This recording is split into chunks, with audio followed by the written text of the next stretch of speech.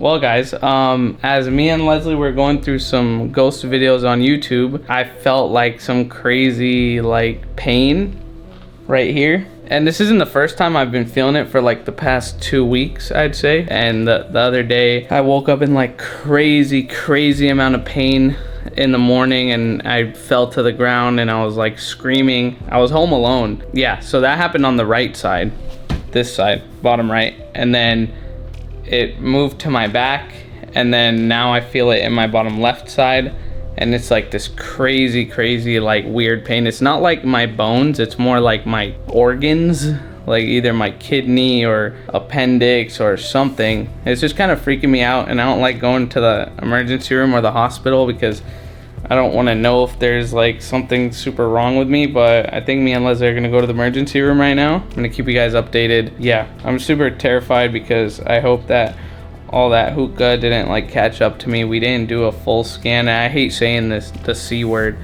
but they didn't do like a full scan for cancer, which I'm not saying it is, but it's just a fear, you know, like it's scary.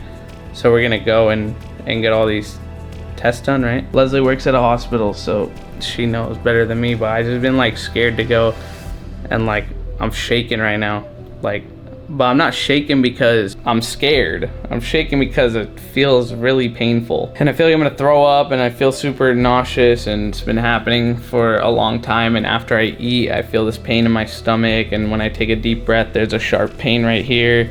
And I haven't told my parents about it. I haven't told anybody about it. The only person that knows is Leslie, because I told her not to tell anybody.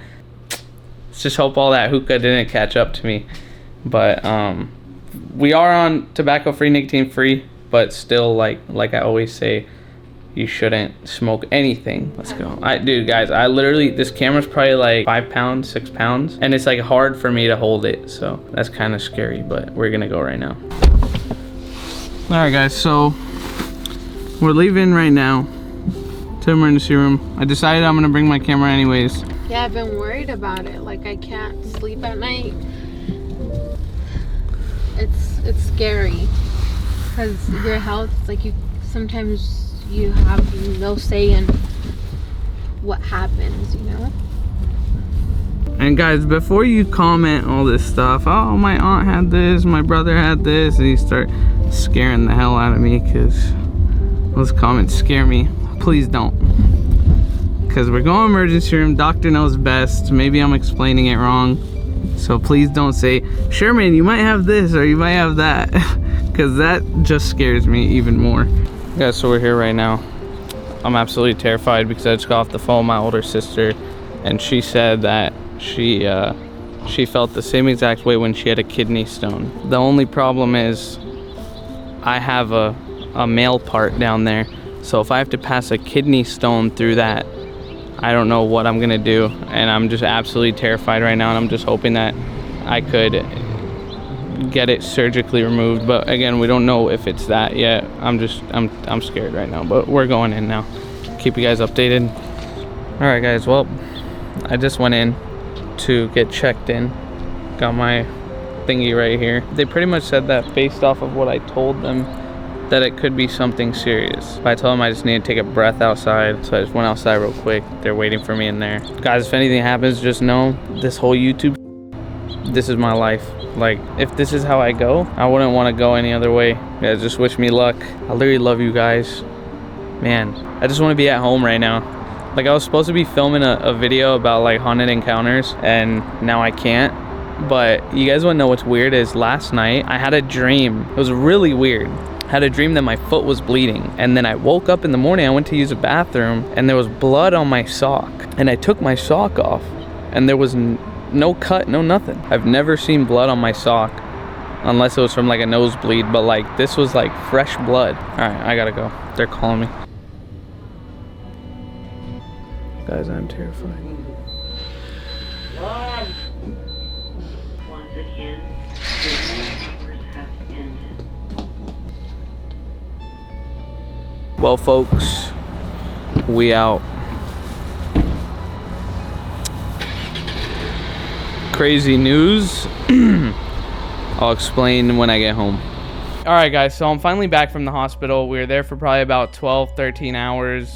12 and a half hours actually, and a lot of stuff happened. And when we got back home around 3 a.m. I just wasn't really in the mood to talk because everything had just happened and I just heard the news. But now I pretty much just want to get it off my chest. So I first got the pain in my kidney about 2 weeks ago. I didn't even know it was my kidney. I thought it was like just, I don't know what it was. All I knew was that it was at the bottom right of my stomach towards my back. It was like insanely harsh pain. It just felt like somebody was just grabbing my kidney and just squeezing it. Like it was literally about to pop. My first instinct was it's because of smoking. Now, even though I smoke tobacco-free, nicotine-free, I still feel like, you know, it's still dangerous, right?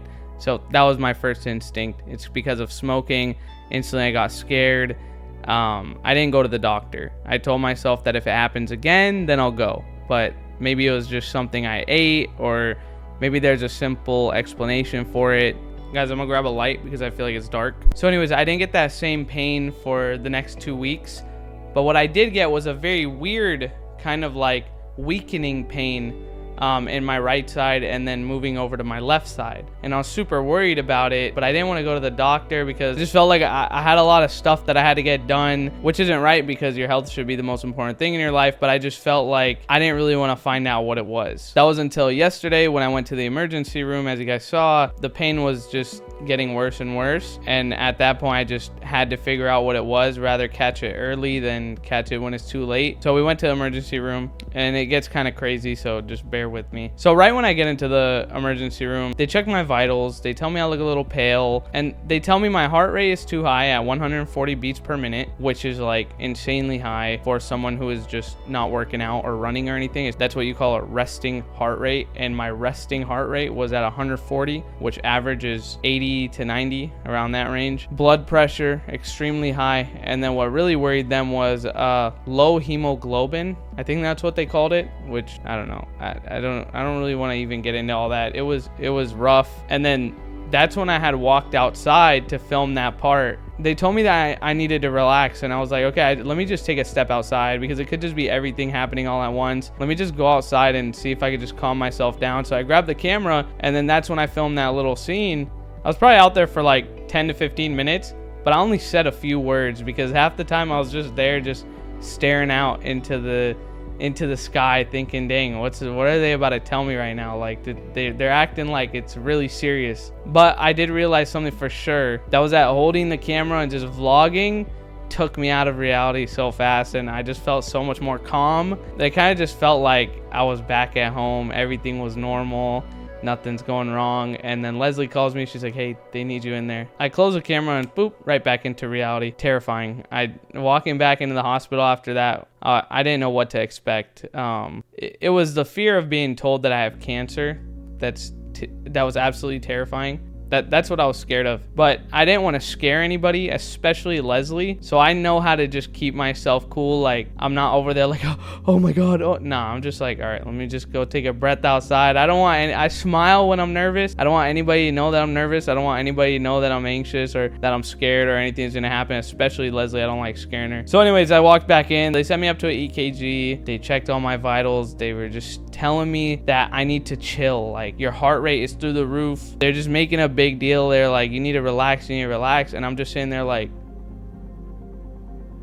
I didn't feel like anything was going wrong with my body because that's how I feel every single day. Like, that's literally just how I felt. So they sent me up to an IV. Blood pressure goes down, heart rate goes down, hemoglobin goes up, which is good. They take out like 6 tubes of blood, which is the most blood I've ever seen in person. And Leslie damn near passed out, and a urine sample. And then they take me to go get a CAT scan. And off topic, if you don't know what a CAT scan is, this is what it is. It's pretty much an x-ray, but it gives a more detailed image. But there's something that nobody tells you about CAT scans, and that is that they inject a substance into your body called contrast. I had an IV in my arm when I went into the CAT scan room, so all they did was switch out the tube, and I barely even noticed because I'm like, they're just doing some doctor stuff that I'm not even gonna understand. They're like, okay, we're gonna give you some contrast and da-da-da-da. They said it really fast, and I'm like, okay, whatever. I'd never done a CAT scan before, so I'm like, all right, cool.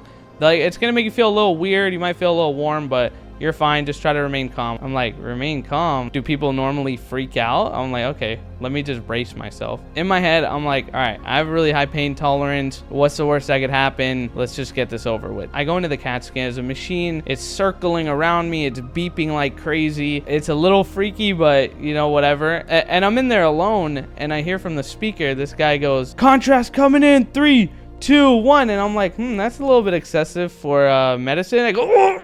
It hits me like a truck. Like, as soon as I'm thinking like this guy's acting a little crazy for some medicine, just my body just legit, it felt like I got hit by a train. My whole entire body just gets like engulfed in flames. That's what it felt like. It felt like there was blood about to come out of my mouth, from my throat, out of my mouth. My eyes felt like they were gonna pop out of my head. My veins in my neck felt like they were gonna burst. It was an insane feeling. And then to top it all off, it felt like I had myself and pissed myself at the same exact time. It was absolutely terrifying. When they pull me out of the CAT scan, they're like, all right, how'd you do? I'm like, what the hell did you just put into my IV? They start laughing. They're like, oh, that's contrast. You know, some people think that they shit themselves. I'm like, did I shit myself? Like, it literally feels like I shit myself. They're like, no, you're fine. You know, you're fine. Like, that's just how it's supposed to make you feel. And I'm like, dude, I don't ever want to do that again. They roll me out of the room and I'm legit scarred for life. About 3 hours later, the doctor comes back into the room and he's like, hey, we got the results. Now,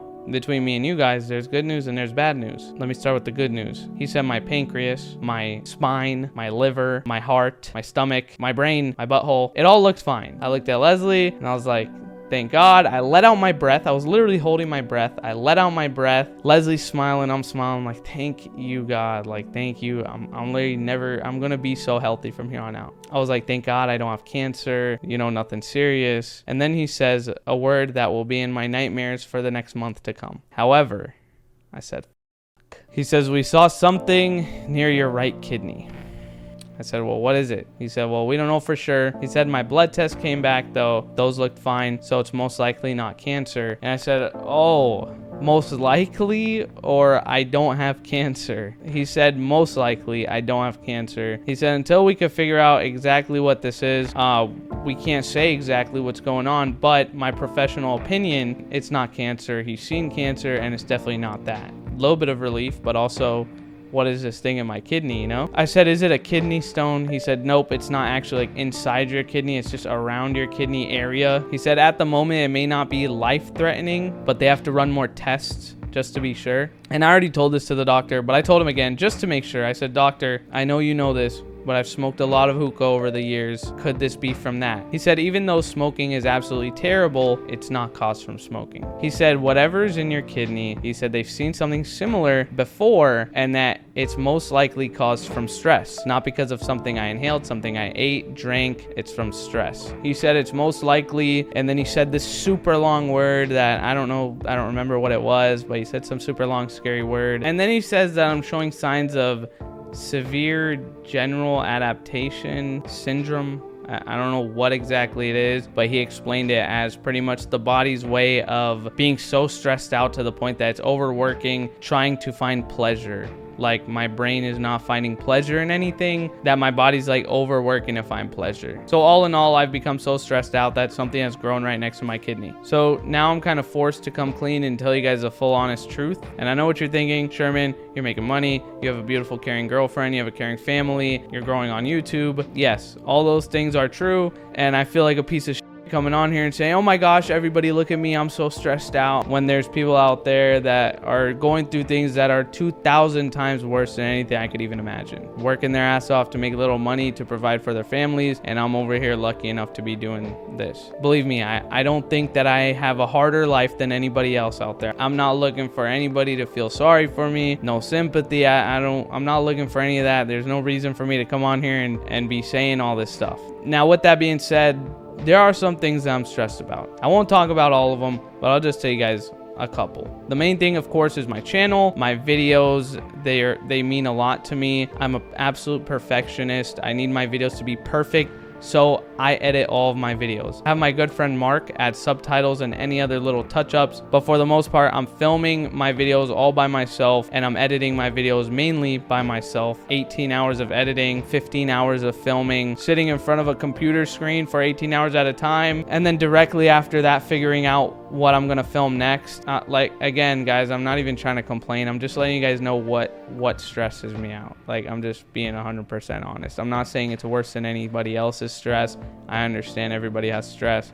This is just what stresses me out. Anyways, that's one thing. Another thing is buying a house. I've been trying to buy a house for the past 4 months, and things just aren't going the way that I want them to go. And I'm not going to get into that because I already feel my blood pressure going up. I want to have a closer relationship with my parents. I want to go back to being that caring person that helps people without looking for help for himself. But I feel like I'm getting to that age now where I kind of got to look out for myself a little bit more. And it's just like, it's a lot. It's hard to prioritize, to scale my life. But again, I'm a man. I can deal with it. And I never plan to come on here and talk about any of that because that is the problems of everybody on earth. I don't have it harder than anybody else. I didn't want something to happen to me and then people start saying, oh, he spent his whole YouTube career lying. No, I just don't want to look like a complainer. I don't tell my girlfriend, I don't tell my parents, I don't tell anybody because I don't want people to worry about me when I know that people have so much to worry about themselves. Why am I going to throw my worries onto other people? You know what I mean? Like, it just feels selfish of me. It feels like it's the least I could do is just keep mine to myself because everybody else is going through crazy stuff. I'm not going to come out here and make myself more important. But what I'm trying to say is don't ever do that. Use me as an example, and we don't know exactly what's happening to me, but use me as an example. Don't wait till it's too late. Talk to someone, anyone.